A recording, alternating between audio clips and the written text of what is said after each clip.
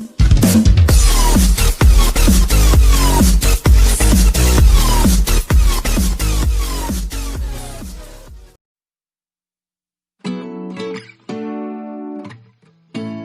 dia, pessoal, bom dia, é um prazer novamente estar com vocês, hoje iniciando, né, o terceiro bimestre com o livro 3.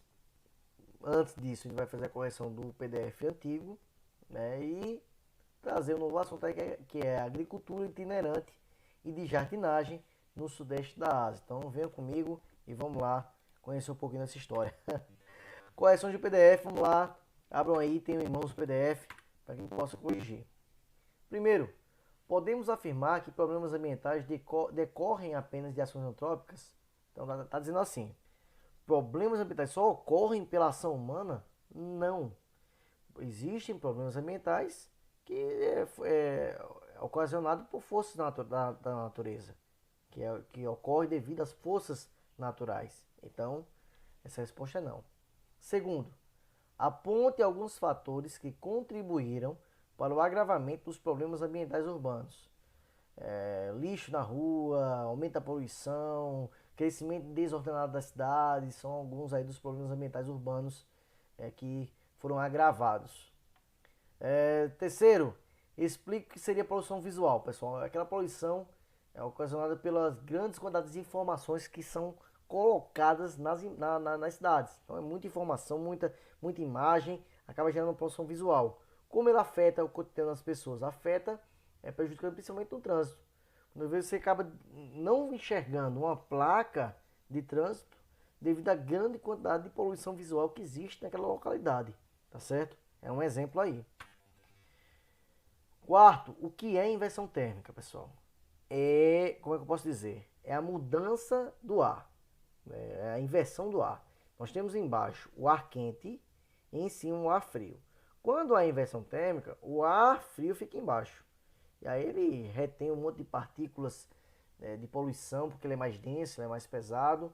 E isso aí gera problemas aí, principalmente do cunho respiratório, né? Asma, bronquite, entre outros. Então, nada mais é que a mudança aí, a inversão do ar. Quinto, explica o que são ilhas de calor. Primeiro, é um fenômeno urbano, ambiental, urbano, um problema que gera um excesso de calor devido a alguns fatores. Então, ilha de calor é isso.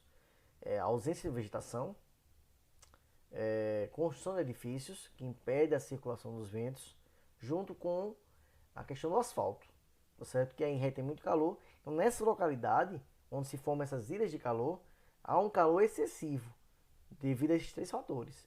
Por exemplo, se você for ao meio-dia em ponto e tocar no asfalto com sua mão, a palma da sua mão, e tocar com a outra palma o solo que está ali ao lado, você vai ver que a sua mão aí, que tocar o asfalto, vai estar muito mais quente.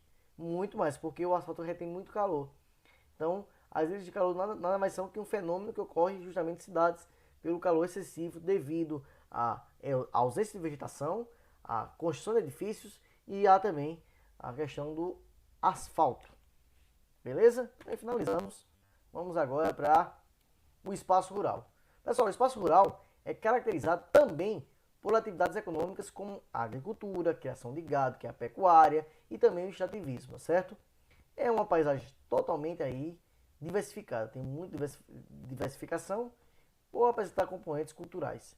Então, basicamente, o espaço rural é isso, caracterizado por atividades primárias de agricultura, pecuária e extrativismo. Aí chegamos na agricultura itinerante, né? Também conhecida como roça tropical. É uma agricultura milenar, que ocorre há muito tempo, praticada em regiões de clima quente e úmido de diferentes continentes, né? Que apresenta aí... Eu vou explicar, antes de ler aqui eu vou explicar. O que é isso, pessoal? É uma agricultura em que o agricultor ele precisa derrubar uma mata, todo mundo tem que derrubar para plantar, isso é óbvio. Derrubar a mata e queimá-la. Utiliza o método da queimada. Queima e espera aí 2, 3 anos, aquela questão de nitrogênio junto com as cinzas vai dar uma maior produtividade daquela terra e ele começa a plantar naquela terra ali. Planta 1, 2, 3, 4, 5 anos e aquela terra começa a voltar a ser improdutiva. Então ele deixa aquela terra descansar e volta a praticar o mesmo processo em outras áreas. Então ele vai fazendo rodízio de plantações, sempre deixando uma área de repouso, de pousio. Então é aqui, é um sistema de rotação de terras, havendo sempre uma área destinada ao pousio, ao descanso. Utiliza a técnica da derrubada de mata, sucedida pela queimada. E isso geralmente é danoso ao meio ambiente. Então aqui, ó, as queimadas geram aumento na produtividade da terra preparada para o cultivo por proporcionar incremento de nitrogênio. Eu tinha acabado de falar. Quais são os problemas?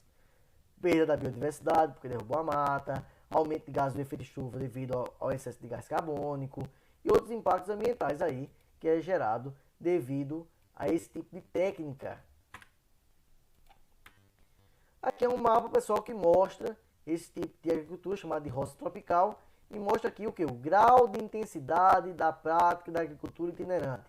Nós temos o alto, o moderado, o baixo e o muito alto. Então vocês podem ver aí que em geral ocorre no sudeste da Ásia uma grande intensidade desse tipo de prática de agricultura, tá certo? Aqui é Filipinas, Indonésia, Malásia, Laos, Tailândia, entre outros países aí que praticam esse tipo de agricultura.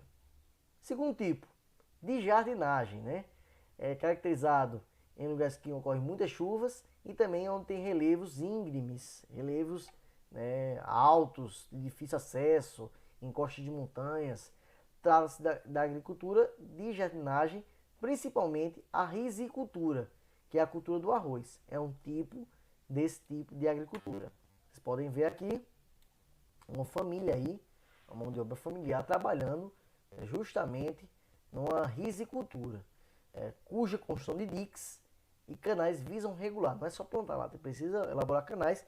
Vocês vejam só, é uma área alagada. O arroz se dá muito bem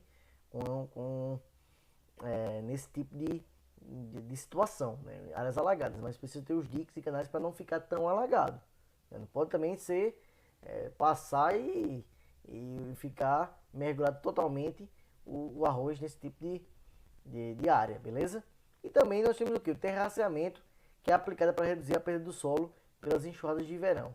Então, em áreas de declividade, é difícil plantar, porque se não tiver uma técnica de terraceamento nessas áreas, o que vai acontecer? Quando vem a chuva, vai gerar enxurradas e vai levar todo o solo, toda a produção. Então é preciso técnicas para fazer isso, como essa que eu vou mostrar para vocês aqui do lado. Essa é uma técnica de terraceamento, que ocorre aí, igualando aí o solo, tá certo? Através das curvas de nível e evitando que haja uma erosão, beleza? Justamente devido a essa técnica aí de terraceamento. Temos aí o plantation, pessoal. Também ocorre no Sudeste Asiático, né? É um tipo de módulo agrícola que está associado ao período colonial. São grandes extensões de terras que praticam um cultivo único, tá bom? Voltados para exportação. Por exemplo, aqui no Brasil, na época colonial, a gente via muito isso, né? Os grandes barões, né, de cafezais, os barões aí tinham grandes fazendas que produziam apenas o café. Não tinha outra produção, era só café. A terra toda voltada para exportar, plantar café e exportar. É um tipo de plantation, tá bom? Então, do século XVI ao XIX, Inglaterra e a França estabeleceu monoculturas, né, em vários países aí da região do Sudeste Asiático, que eles eram o quê? Os colonizadores desses países.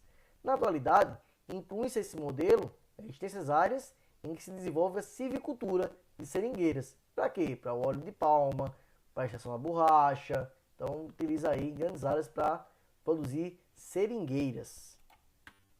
Então, aqui, pessoal, uma grande área, chamada de plantation, só com seringueiras, né?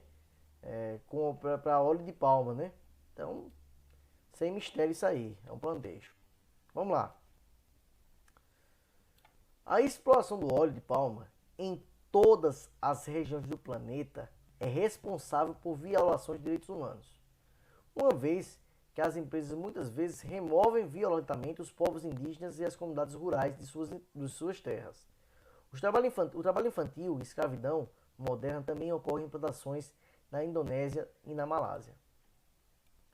Apesar do movimento dos ambientalistas no sentido de chamar a atenção para a necessidade de conter a produção e o consumo de óleo de palma, a demanda está subindo rapidamente em todo o mundo, em parte para substituir as polêmicas gorduras trans, transformação do óleo vegetal em gordura sólida.